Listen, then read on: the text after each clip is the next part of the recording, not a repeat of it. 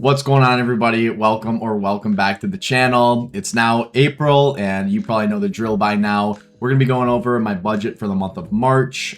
Spoiler alert, it's kind of a crazy one. And then we'll be making a new budget for April. So I hope everybody had a great March. I hope you all had a great St. Patrick's Day.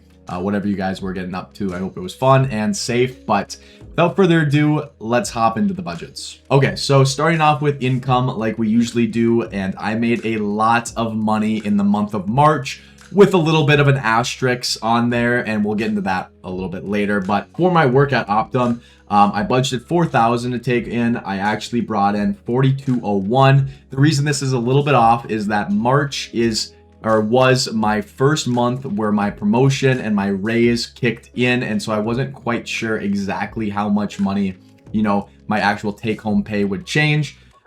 Looks like it's going to be just over $4,200 a month, which is absolutely fantastic. I think, February it was like $3,900, $3,800, something like that. So a nice increase there. That's great to see. And then miscellaneous, I budgeted $1,200, actually brought in over $3,000, $3,130. Now this is basically all, and if you've watched any of my previous months, I went over this before, but March was the month that I went on a trip to Big Sky, Montana, and I was the one that booked the Airbnb, and then obviously was just waiting for Venmos to come back in. We had 11 different people go in this Airbnb, and it was quite expensive. And March was the month where basically everybody decided to pay me back, and so that was great. Yeah, $3,000 coming in. That was good to see, and a lot of that I got to save and invest, so that's great. But let's go into my expenses now. Okay, so starting off with rent, it looks like I budgeted $998. I actually spent $998. This doesn't change. It's the same every single month. Nothing new there. Next up is groceries. I budgeted $350 this month. Ended up spending over that at $427. Now, this, along with the dining category, I was kind of an idiot about, and I didn't, take into fact, going on a trip, I'm going to need to have food there, whether that be getting groceries, which was what we did for most of the meals, and then eating out, which was what we did for, 2 or 3 of the meals. And so I did not think that I would be spending a lot of money on groceries in March. Looks like I did. That's unfortunate. I just did a grocery run though, like literally on the 30th of March. And so hopefully my grocery bill for April is a little bit lower, but I feel like I say that all the time and usually it doesn't end up that way, but that'll be the plan. Hopefully grocery bill for April will be a tiny bit lower. And then right on into dining, which is hand in hands. I spent a lot of money on dining. It was my girlfriend's birthday and Valentine's Day in February, right? And so I wanted to cut back on my dining bill for March. So I only budgeted $150. Spent like triple that at $425. And again, the reason for this is went to Big Sky, went out to eat a couple of times. That was expensive. It was my buddy's birthday, and so I got him a drink. That was expensive. Dining is a thing that, I think I'm just bad at budgeting, and I really just can't help myself whenever people want to go out to eat. The thing is I have the money, right? The money is not the end of the world. I just wish I didn't spend that much and I could save a little bit more. So I need to be better about that. This is like my Achilles heel. But yeah, so for March, utter failure. I definitely should have just budgeted a little bit more, but even if I budgeted a little bit more, like 300, like I usually do, I still would have been over that. So that's 2 months in a row now that my dining bill has been grossly over budget. So that's something that I really have to focus on moving forward. Next up is subscriptions. I budgeted $133, ended up spending $133. This is basically the same every single month. This is my YouTube Premium, my Spotify, my Audible, ChatGPT, among some other things in there. So $133, that is an expected expense. And along the same lines is utilities. Budgeted $120. It looks like I actually spent $120 on the dot this month, which is great to see. Looks like the utility bill is going to be a little bit more expensive here on out because it's going into the summer months, and I have a really bad crappy little wall AC unit that eats up a lot of electricity, and electricity is the only utility that I owe in this apartment. And so in the summer I'm going to be running that more often. It's going to be quite a lot more expensive than it was in the winter. So this bill will be a little bit higher, I think, each and every month, until fall. All right, moving on to the next category, gas. Budgeted $75, ended up spending $107. The only reason that I was over budget on this category, and I probably should have thought of this a little bit beforehand, was that we took a car out to Big Sky, Montana, and it was like a 15-hour, 1,000-mile drive, and we split gas 3 ways. And so my portion of it was $75, and then I probably filled up my car, once in the month of March as well. And so spent a little bit more than I usually do on gas this month, but not the end of the world. Next up is entertainment. I budgeted $100. Looks like I only ended up spending $85 of that. I think I lost a little bit of money in poker to my friends, so not the end of the world there. And I bought a board game for a date night with my girlfriend. So both of those things added up to $85, under budget. Good news. Then for gifts, I budgeted $100, only ended up spending $54. This was a baby shower gift for my sister. It was only $54. I had $100 budgeted, so saved a little bit of money on the budget there.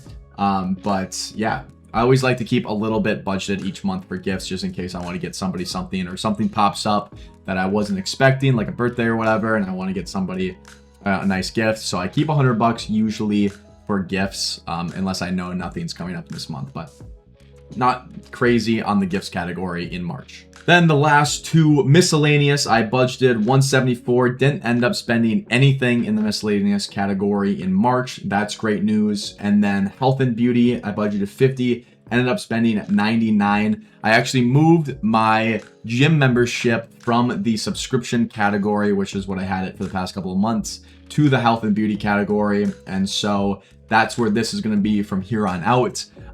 It is actually that $99 is a little bit more expensive than it should have been, because there was like some weird error with my card getting declined, and they overcharged me with a late fee and were unable to refund me the late fee, even though I'm pretty sure it wasn't my fault. It was like something wrong with their system. So that was kind of annoying, but what are you going to do? This will be like $78 moving forward. But that brings us to the end of the expenses for March. Now let's move into my personal favorite category. That is going to be the savings. And oh boy, did we save a lot of money in March. I'm super proud of this. Obviously, with a massive income in this month, being able to save a good amount of it's not very difficult, but I'm still pretty happy with this. So let's break it down. Starting out with my biggest contribution, that was to my property funds. I budgeted $1,700 in this, and I was able to actually save over $2,600. Now, it's a goal of mine for 2026 to save at least $1,000 a month into my property fund throughout the entire year. Now in February, I missed it because it was a high spend month. And so being able to bounce back so well in the month of March was a huge win for me. Moving on to my Roth IRA, I budgeted $1,000, ended up doubling that at $2,000, which is fantastic. It's another one of my goals to max out my Roth IRA every single year. Again, February, I wasn't able to hit what I needed to be able to max it out. So and the market was down pretty heavily, year to date. And so I figured might as well, throw a little bit extra money in the month of March, seeing that I have a little bit extra income. So $2,000 into the Roth IRA. I think we're just over halfway to maxing it out for 2026. So that's fantastic. And then the last two categories are my travel fund and my fun fund. I saved $250 in each of those respectively. My travel fund, obviously I love to travel, and so I try to save $200 a month every month into a fund, and it just makes it easier because if I want to go on a trip, I just get to look at my savings account. If I have enough money, then I say yes, I get to go on it stress-free. If not, I maybe have to postpone it or say no to it and go on a later trip. And same thing with the fun fund, save $50 a month, something I want to buy, I can just buy it, because I have the money already saved up, ready to go. So both of those I was able to hit as well in the month of March, and I was able to save $4,881 this month, which is absolutely mind-blowing. It equates to 66.6% of my overall income in March. And that is just very good to see, especially considering that February was a downer month. I wasn't able to hit basically any of my goals in February. I overspent. It was kind of a Debbie Downer, but we bounced back with a vengeance. Obviously, getting all of those Venmo payments back to me in 1 month helped out a ton. And, having a $7,000 income month obviously makes things a little bit easier. But with all that being said, that will wrap it up for my budget for March. Let's get into creating a new one for April. Okay, so here we are on my budget planning spreadsheet. So we're going to be breaking down a budget for April. As always, we're going to start with income. And now that we've had March under our belt, we know that my new paychecks will equal somewhere around $4,200 a month. So we're going to put that for my income for Optum. And then for miscellaneous, I'm not expecting to have much of anything come in this month. Maybe a couple of Venmo payments here or there. So we're going to put $50 for miscellaneous payments coming in. And we're going to budget with that just to be kind of on a conservative. I know me and my girlfriend split the gym membership. So every month I get, about $28 to $29 back from her on that. And I like to throw that into my miscellaneous income. So we're going to put $50 for miscellaneous, and that brings us to $4,250 income for April. Now let's move along to expenses. A couple easy ones right off the bat. Rent is always $998. Utilities will probably be also around $120. And now moving into groceries. Now groceries, I like to usually put it at $350. I think I'm just going to say $350 again, even though, in the last section, I said that I just went grocery shopping 2 days ago and I've got quite a bit of food lined up to eat. It's already prepped and everything. And so it'll probably be under $350 this month, but I'm going to say $350 just to be on the safe side. Now, moving forward to dining, March is a full new month, and I always underestimate how much I'm spending on dining. Always, always, always. It really bugs me. And I really want to be better at my dining budget. So I'm going to go with my classic $300 for dining. And I'm just going to make it a point this month that I have to spend under $300. And if I come back with a video, at the start of May and I say that I overspent, you guys are welcome to unsubscribe, cancel me, whatever you got to do. I'm going to be under 300 this month. I promise. Okay, let's move on to gas. Gas, usually I put 75. Usually I'm under this, so nothing new there. Then for entertainment, I don't have really anything planned, although it's going to be golf season here pretty soon. So maybe I'll have a little bit of money spent on that. So I'm going to put just $100 for entertainment. I can't imagine I'm spending much more than that in April, so it'll be probably a pretty safe bet. And then for subscriptions, I'm going to put $133. That's going to be the same basically every single month.